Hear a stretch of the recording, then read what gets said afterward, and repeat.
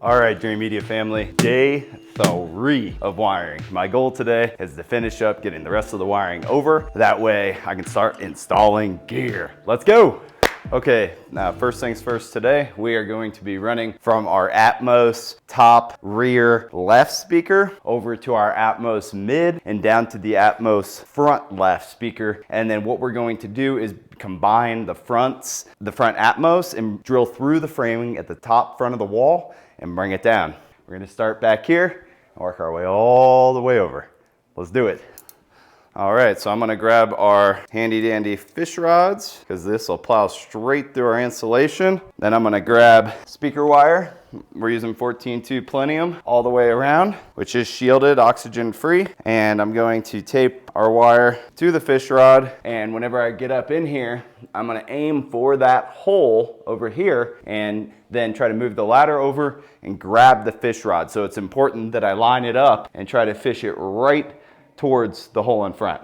All right, you're gonna need a few specialty tools in order to do this, guys. I'm gonna recommend that you have a stud finder, a hole saw, as well as fish rods and electrical tape. Just these basic tools are gonna make it extremely easy for you to get the job done. Here at Dream Media, we do a lot of custom integration projects. So luckily we're cutting holes in the ceiling, which is gonna give us access to the space between your roof and the drywall. You typically have framing that runs between the sheetrock and the plywood that holds your roof up, so that is your opportunity to run the wires. The fish rods are very rigid yet flexible, giving you the ability to easily attach wire to it and shoot it through the insulation over to the hole or the termination point. In this video, I'm gonna demonstrate an example in this home where I run the wiring from the back of the room all the way to the front of the room. Okay guys, now that we have our wire fish from that back hole over through the ceiling in between the joists in that little extra space we have, I'm gonna get up in this hole, get my hand up in there, and my fish rod should be sitting right there where I aimed at. Now, if you guys are dealing with circumstances like getting your wiring down a wall, I made a separate video showing how you can drill through fire breaks as well as the top of header beams. These are all really important skills and can be really complex if you don't have any insight into what's behind the wall. All right, let's get up there and get the wire.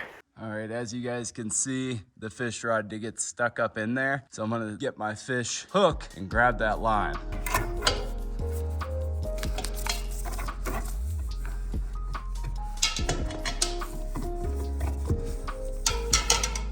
All right guys, now that I have my fish rod fished from the back to the front, I'm actually just gonna continue to fish it down the wall right between the insulation and the sheetrock so that I can then attach another speaker wire to it and kill 2 birds with 1 stone. And this one should be extremely easy. We should see it pop out right there. Yep, perfect. Fish rod is now down here. So the next goal is gonna be to fish the lines from all 3 of these speakers over to that hole over there so I can group it together with our bundle and bring all the wires at one time. All right, I'm gonna go a little bit overkill, guys, just because I do not want to be short on my wire. There's nothing worse than getting it to your home run location and coming up a few feet short. So this is gonna be for my Atmos rear left, and I'm gonna run 1 extra. This is gonna be for my potential future RO3D voice of God. And I'm just gonna attach that to right here with electrical tape so that it pulls up and through with the same wire. I'm gonna make this one super long as well. Actually, even a little bit longer, just because it has to go further and closer to the center. Perfect. And now we're gonna attach our line for our Atmos mid up here in the ceiling. And then we'll be able to pull all 3 of those at the exact same time, making it as efficient as possible. Okay. Now I'm gonna move my ladder up to the front Atmos. All right. See, now it's pulling all 3 wires at the same exact time. Perfect. And then all we have to do is attach 1 more speaker line to this for a total of 4 lines. Voice of God, Atmos, Atmos, Atmos. We're gonna shoot it over to this hole over here. All right, and make sure you leave yourself a little bit of extra slack Speaker wire is very cheap in comparison to how much effort it takes to run these lines, guys. You know, I just thought of something different that actually could potentially happen in the future, which is a ceiling mounted projector. So I'm gonna run an extra Cat 6 because, as I always say, guys, it's better to have the additional wiring in place and not need it than need it and not have it. So let's go ahead and attach a Cat cable in addition to all these other lines over here. And that way, worst case scenario, I can always cut a hole up here in the ceiling for that projector and I'll have an HDMI ready to go. Cat 6 can always be converted over to the most latest and greatest HDMI with what's called a balun. Okay, yep, got our Cat 6. It's also important that you get shielded Cat 6 cable, guys. Consult with my specialist. The reason that you want shielded is because it reduces interference. I've seen like weird flickering and stuff with baluns in the past, so make sure you're using the proper wire. Again, just speak with my specialist.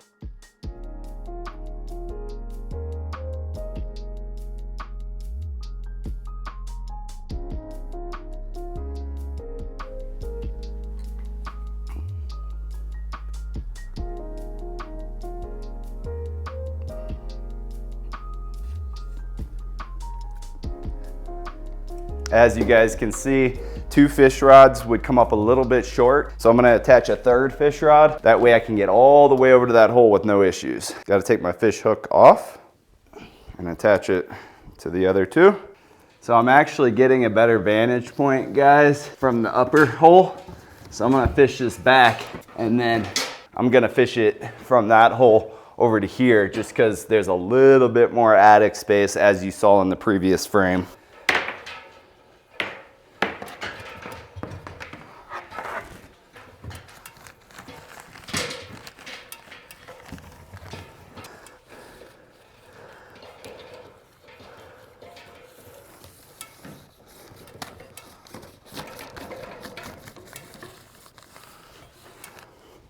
All right, so now our wire's shooting over that direction.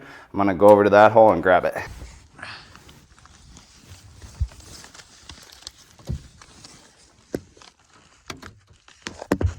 All right, guys, we're moving right along. As you can see, we do have speaker wires ran to the front Atmos hole. Let's just do a quick little recap. Here at the rear of the room, we have our surround sub LEDs, as well as an extra Cat 6 here for projection, and then a Cat 6 over here at the bar for hardwiring in. We got our surround left and surround back left, all terminated right there. We have the surround right and surround back terminated here as well. And then all of our Atmos 6 speaker wires ran, as well as over here, we have an extra Cat 6 for a projector that could mount from the ceiling up here, in addition to an additional 14.2 speaker wire for a Voice of God RO3D. So now the next step is going to be to pull down these TVs and then run all the wires down this wall. I got to drill through the top of the framing right here, just like we did here at the rear of the room. All right, guys, we are going to be pulling down these 255-inch TVs and putting up a massive 120-inch screen. Let's do it.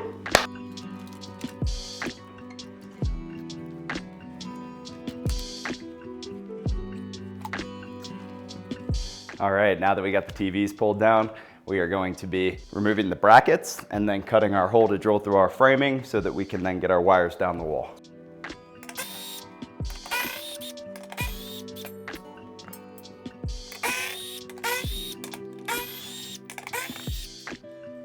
We have our wall brackets taken down. Now we're gonna be cutting through at the top of the wall to get our wires ran from this Atmos front right down to our termination location. All right, we are moving right along. Next, in order for me to determine where I want to cut my hole, I'm going to check for studs in the ceiling.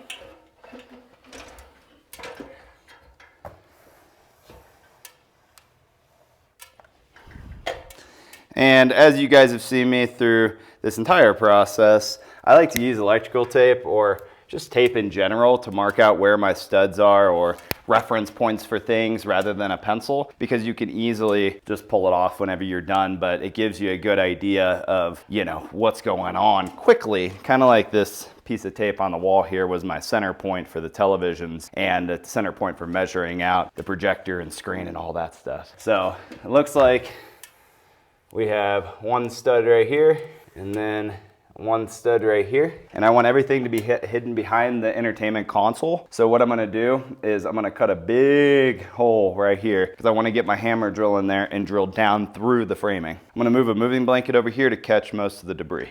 All right, guys, so we're gonna go ahead and run these wires down the wall from up there where our atmos is, down this wall here. And I just wanted to give you guys a little insight into kind of my thought process here. I've ran my stud finder around here, checking where studs are. You can see we have a stud here and here. I always like to kind of look at the total path that I'm going to take to determine exactly, you know, what I'm getting myself into. Kind of like on that back wall, I made a game plan. I'm gonna do the same thing here. So I wanted to check for fire breaks as well and make sure that I'm prepared for those and mark out my screen and things like that. So the screen's gonna be here all the way out to here, and the bottom of the screen is gonna be here and here. And as you can see, I put a piece of tape here and here, and that's because I'm running into fire breaks. I got framing right there, and then I got framing right here. I keep getting a little something in here, and it's not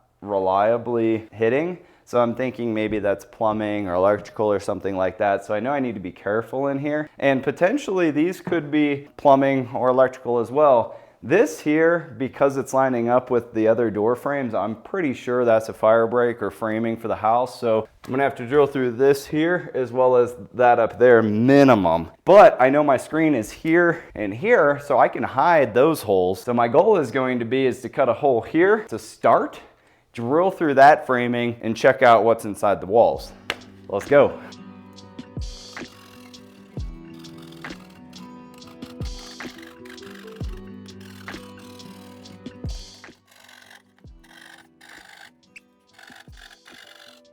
All right, and we're gonna save this piece of sheetrock. It's called a pumpkin cut, so that the sheetrock guy can come back and pop this in bed and texture and paint really easily. Now it looks like we had a false read, so that's good and bad. You know, I didn't necessarily have to cut this hole here because there's no framing for me to drill through, but at the same time, I think it may work out in my advantage. Because I have it behind the screen, I'm gonna try to get a big bit up in the wall and drill up through the framing and then fish from that tiny hole that I put in the top of the header over to my Atmos speaker. It's gonna be a little bit challenging, but if I can pull it off, then this front area doesn't need any immediate drywall repair or anything that's actually showing, which will be nice. All right, so we are running into just a small little nail, and technically this bit can rip through that nail, but if I want to make it last as long as possible, then I'm just gonna move over so that it doesn't destroy my bit. So I'm gonna scoot over just a little bit and re-drill another hole.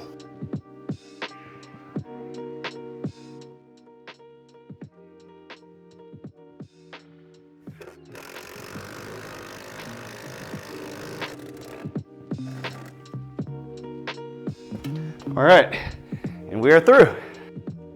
As you guys can see, that's my new hole right there. We're ready to go. All right, guys, so on to the next step. I'm gonna be connecting a couple fish rods together, and I'm gonna shoot it up through this hole inside of the wall through the top of the header. And my goal is going to be to get up in this hole here with the other fish rod and hook it with my fish hook, which is right here. So the hook is great because you can get up in your wall. It has a little flexibility, so you can kind of aim it at what you're shooting for and then hook it and grab it. So my plan is going to be to get this guy up in there and grab a hold of it. So let's start by getting our fish rod up through the hole that we created earlier. Perfect. So now that our fish rod is up in there, I can feel a little bit of foam insulation and other insulation that we're gonna be dealing with. So I'm gonna try to navigate that so I don't disrupt the efficiency of the home. Now we're gonna take our fish rod and hook it. That's the plan, at least.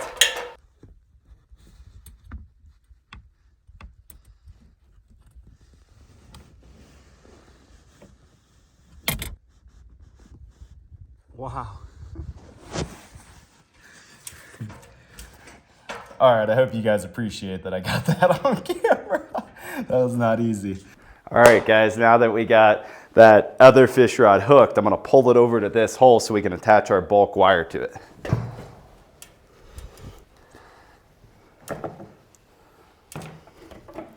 All right. As you can see with this stuff, guys, it's all about finesse and just taking it slow, trying to really use your hands and feel around. It's not an easy task. Big shout out to all my pros out there doing it on the daily. You guys are awesome. All right, so the next step is gonna be attaching our wires to the fish rod. I'm gonna get them grouped as tight as possible because I only have an 1¼ inch hole to go through, which this is gonna be extremely tight. So I'm gonna get it attached to my fish rod super tight.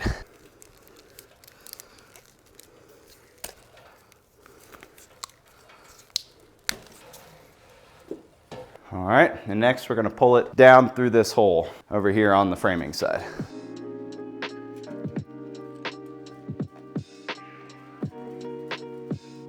Okay, so it's getting hung up on the hole right there just because of how many wires I have. I'm gonna come down here and try to wiggle it through.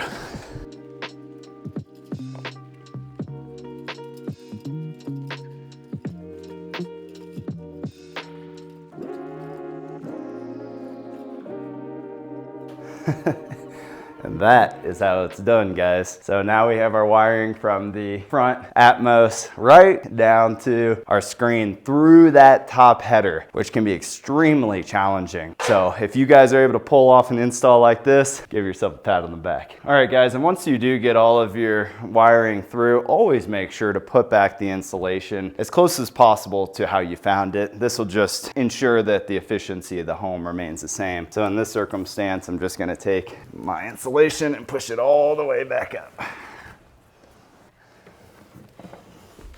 Just like that.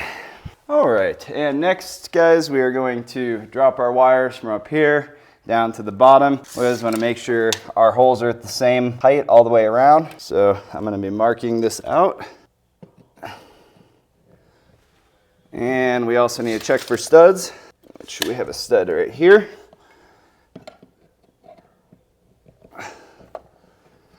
So now I'm gonna go ahead and cut my single gang hole.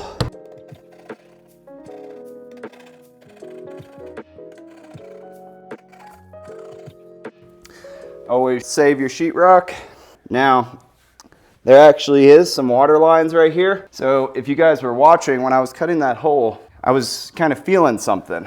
And whenever I felt something, I reduced the distance in which I was going into the wall. So I was still able to cut the hole, but I didn't damage the water line at all. That's really important because when you're cutting holes, guys, you may find that not only are there water lines, but there's electrical lines, plumbing lines, you know, there could be anything inside the walls, other low voltage lines. So if you feel something, stop and reduce the distance in which you're sawing to make sure the only thing you're cutting is just the sheetrock. Little pro tip there, guys. Hope that helps. So now we're gonna take our wiring and run it from up here down to our single gang hole. Once again, we're gonna grab our fish rod and we are gonna attach all of our lines to the fish rod.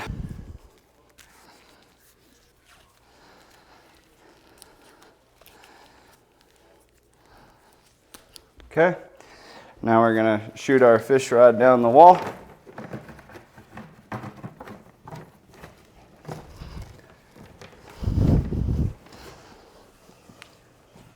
Okay guys, now that I got the fish rod, we're just gonna pull the lines down the wall like this.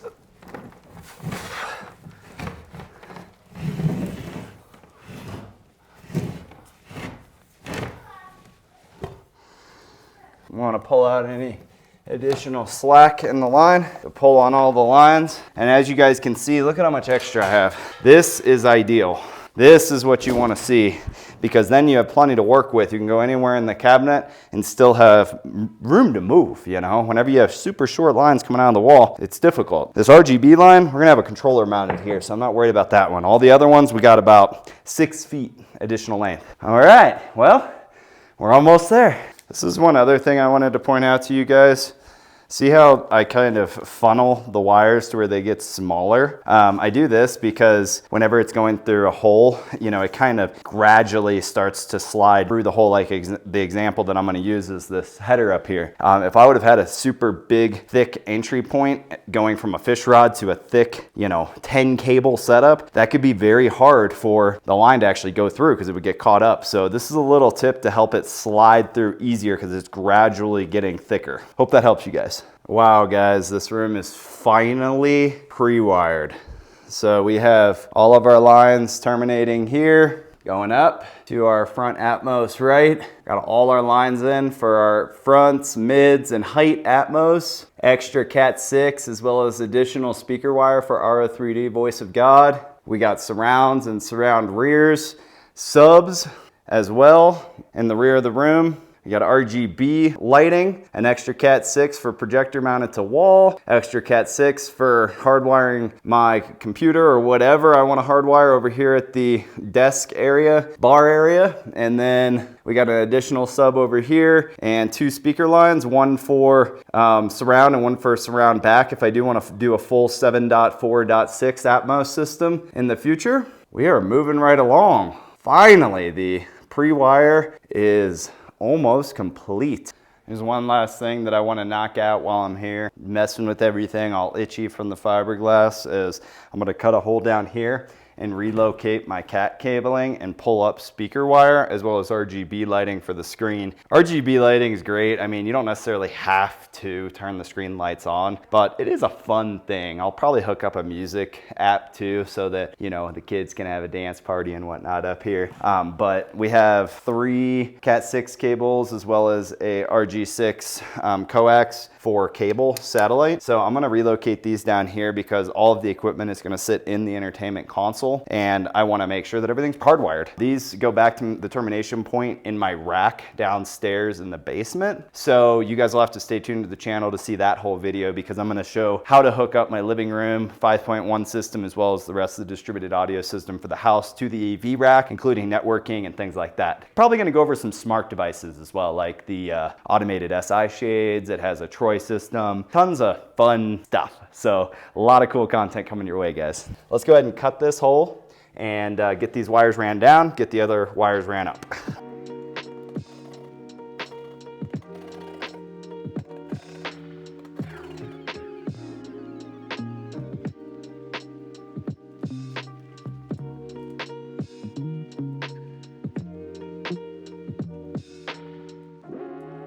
Okay, so I'm gonna grab my cat cable.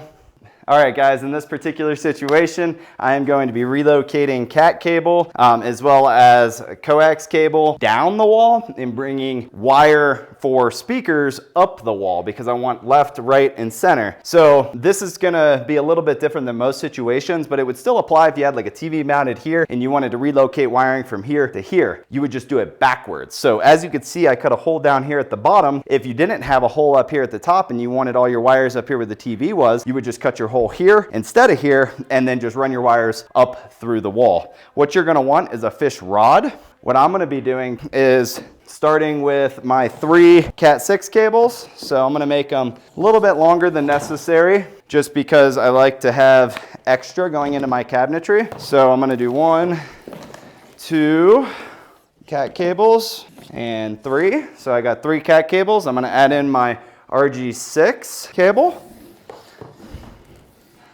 for my cable box or satellite dish.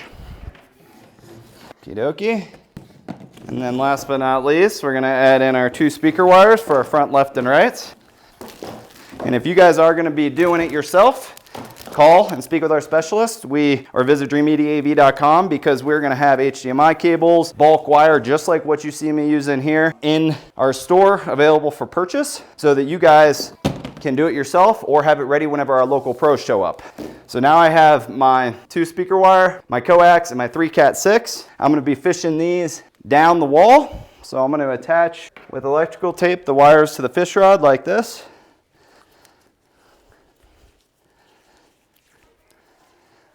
Alrighty, and now I'm gonna shoot my cables down the wall to my hole, just like that. And I'm gonna pull them out the bottom, just like this. And make sure to leave all your insulation in the wall, guys. Okay, so now I'm gonna take the electrical tape off and pull these wires to the same width as the rest of the lines.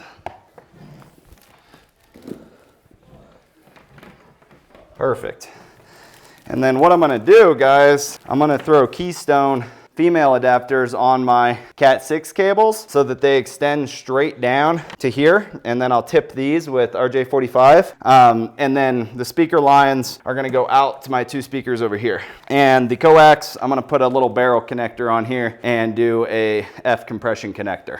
All right, guys, so in this particular circumstance, I have 3 category Cat 6 cables that I ran up here to the old TV location, and we're extending these ones that were wired to the home run down in the basement rack area down to the bottom where there's gonna be cabinetry. So they already have RJ45 connections on them currently. What I'm gonna do is test from here down to the rack just to make sure that these lines are good and everything's crimped properly. And then most importantly, I'm gonna show you guys how to take a raw category cable and put a keystone on it as well as an RJ45 connector and then connect and test the entire circuit. Let's do it. Pin out, we are gonna be using the T568B termination. You can either use the A or B as long as it's consistent from one end of the wire to the other. Typically, the industry standard is A is used for commercial and B is used for residential. In today's video, I'm gonna be using T568B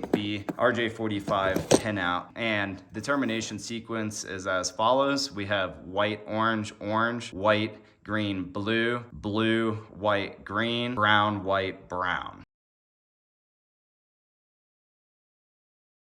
Okay, so we're gonna start by grabbing one of our Cat 6 cables. We're gonna take our RJ45 compression tool, which has the scored little razor here, press down on the wire and lightly score the outside of the shielding. All right, guys, the next step is just gonna be to line up your wires, kind of stretch them, pull them, and get them all lined up. We want them in the proper sequence. You can see now we have our orange, white, orange, green, white, blue, blue, white, green, white, brown, brown. The reason that it's important to kind of straighten these out is because we have to fit them through this little connector right here, which we're going to do next.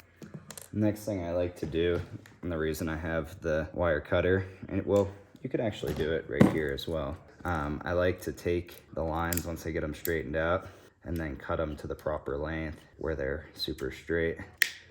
Like that. And actually we want to get them even a little bit more. You can see on this side better. See how they're nice and straight now? We're gonna feed them through.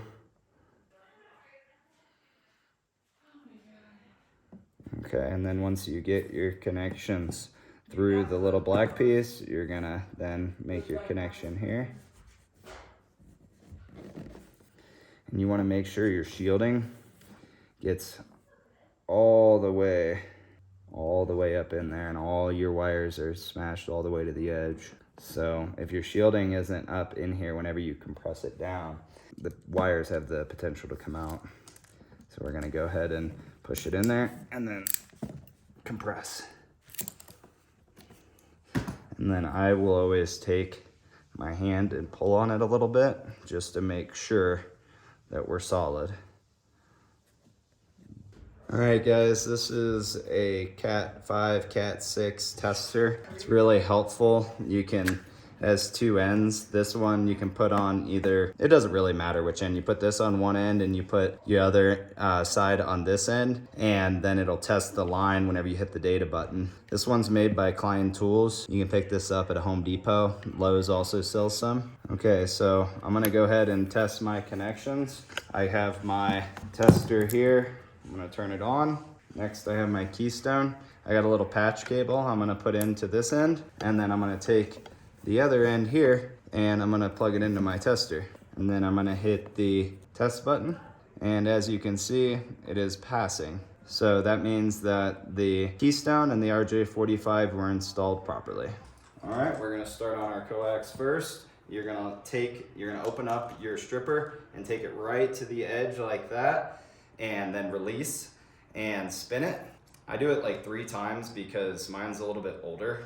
Like, as you can see, it barely scored the outside. So I'm gonna have to do it a few more times. If you have a brand new one, you may only have to do it 1 time, but my tools are pretty worn out. So it's gonna strip back the outer shielding partially and the interior shielding fully on a certain portion, and then take your strands and peel them back like that. And then you're gonna take your F connector and you're just gonna wiggle it right on over your cable like that. And as you can see, it's starting to come through here. I'll show you what it looks like after I get it fully on. But you want the white interior conductor to go all the way flush with that interior seal. And now that it's on there, all we need to do is take our compression tool and compress it into place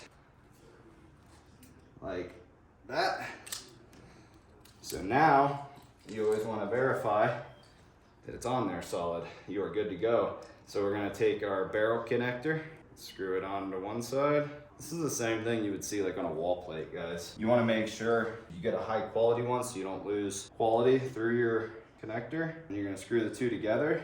And then I like to use a wrench when I'm done just to make sure it's super tight and it's not gonna come off. And then you're done. All right, the next step, guys, is I'm gonna pop in my ICW6s, my IC-A6s, all 300 series, my W6s in the rear, start to get all my RGB hooked up. And then the fun part, guys, I'm actually gonna start hooking up the equipment, getting that salamander cabinet, the screen, all the fun stuff. Wiring is no fun. So, you know, guys, I always say this to customers, but I want to put a little more emphasis on it now. If you can at all, pre-wire. It changes the game, guys. Overwire that house. It doesn't matter how much it costs in the beginning. Down the road, you don't want to look like this, all covered in drywall dust. If I had the opportunity to wire this home properly from the beginning, I would have, but it was a semi-custom build and we got in a little too late. So, and that's what we do here at Dream Media. Regardless if it's a perfect situation where we get the pre-construction brackets in prior to the sheetrock even going up, or if the room's already set up and we got to retrofit it, we got you covered. So FaceTime with my guys, set up a video consultation, walk through your space, get that plan in place. That way you can execute it flawlessly and be watching your dream theater set up in no time. All right, guys, well, that does conclude the wiring portion of this project. Stay tuned because I'm going to show you guys next in the next episode how to do all the terminations, like for